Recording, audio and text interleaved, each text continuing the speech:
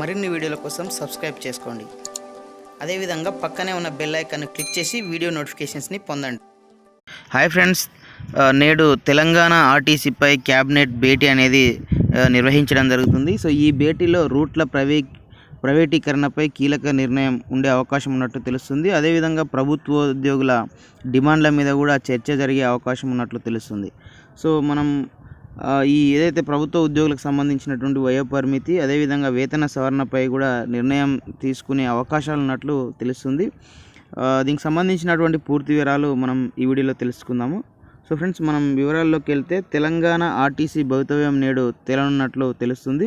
గురువారం జరగనున్న రాష్ట్ర మంత్రివర్గ సమావేశంలో ప్రభుత్వం కీలక నిర్ణయం తీసుకున్నట్లు తెలుస్తుంది. బేషరతుగా సమ్మెను విరమించి డిమాండ్లన్నీ వదులుకొని మళ్ళీ కొలువుల కోసం ప్రభుత్వం శరణుజొచ్చిన కార్మికులను ఉద్యోగాల్లోకి తీసుకుంటారా, రూట్లపై ఆర్టీసీ గుత్తాధిపత్యానికి గండి పెట్టనున్నారా వంటి ప్రశ్నలకు మంత్రివర్గ సమావేశంలో సమాధానాలు లభించనుండే అవకాశం ఉన్నట్టు తెలుస్తుంది. నిజాం హయాంలో నిజాం పూచికథతో పూడుపోసుకొని కాలక్రమంలో తెలంగాణ ఆర్టీసీగా మారిన ఈ సంస్థ మనుగడపై కీలక నిర్ణయాలు వెలువడ అవకాశం ఉన్నట్టు తెలుస్తుంది.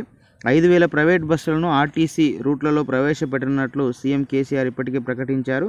కేంద్ర రవాణా చట్టం కూడా దీనికి పూర్తి వెసులుబాటు ఇవ్వడం, హైకోర్టు కూడా రూట్ల ప్రైవేటీకరణపై అభ్యంతరాలు లేవనెత్తకపోవడంతో గురువారం జరిగే మంత్రివర్గ సమావేశం ప్రాధాన్యత సంతరించుకుంది. ఈ నెల 25 నుంచి ఆర్టీసీ కార్మికులు సమ్మెను విరమిస్తున్నట్లు ప్రకటించారు. అయితే కార్మికులను చేర్చుకోబోమని సీఎం కార్యాలయం ఆర్టీసీ ఎండీ సునీల్ శర్మ పేరుతో ప్రకటన విడుదల చేసింది. ఈ నేపథ్యంలో ఆర్టీసీయే ప్రధాన ఎజెండాగా గురువారం నుంచి 2 రోజుల పాటు మంత్రివర్గం సమావేశం నిర్వహించనున్నట్లు తెలుస్తుంది. ఈ మేరకు ముఖ్యమంత్రి కార్యాలయం ఒక ప్రకటన విడుదల చేసింది. మంత్రివర్గ సమావేశంలో ఉద్యోగుల వయోపరిమితి పెంపుతో పాటు వేతన సవరణ సంబంధించి ఫిట్మెంట్పై కూడా చర్చ ఉండే అవకాశాలు ఉన్నట్లు తెలుస్తుంది. 10 నుంచి 12 రోజుల్లో PRC నివేదిక ఇవ్వాలని ఈ నెల 10వ తేదీన సీఎం కేసీఆర్ ఆదేశాలు జారీ చేయడం జరిగింది. ఈ గడువు ఈ నెల 22వ తేదీన ముగిసింది. వాస్తవానికి అదే రోజు నివేదిక తెప్పించుకొని ఒక కమిటీ వేసి నివేదికపై అధ్యయనం చేస్తారని ప్రచారం జరిగింది. తర్వాత వారం రోజులకు ఉద్యోగ సంఘాల జేఏసీతో సీఎం సమావేశమవుతారని అనుకున్నారు. అలాంటిదేమీ లేదని తేలిపోయింది. నివేదిక గడువు ముగిసినా అలజడి లేకపోవడంతో నివేదిక తుది రూపునకు మరి కొన్ని రోజులు పడుతుందని సంకేతాలు కూడా వెలువడ్డాయి.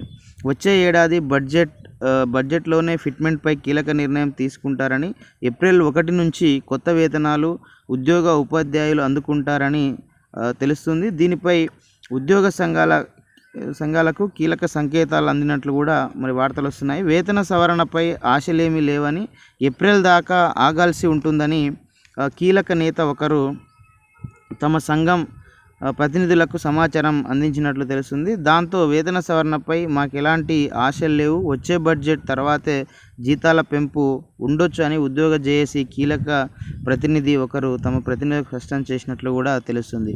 సో ఇది ఫ్రెండ్స్, మొత్తంగా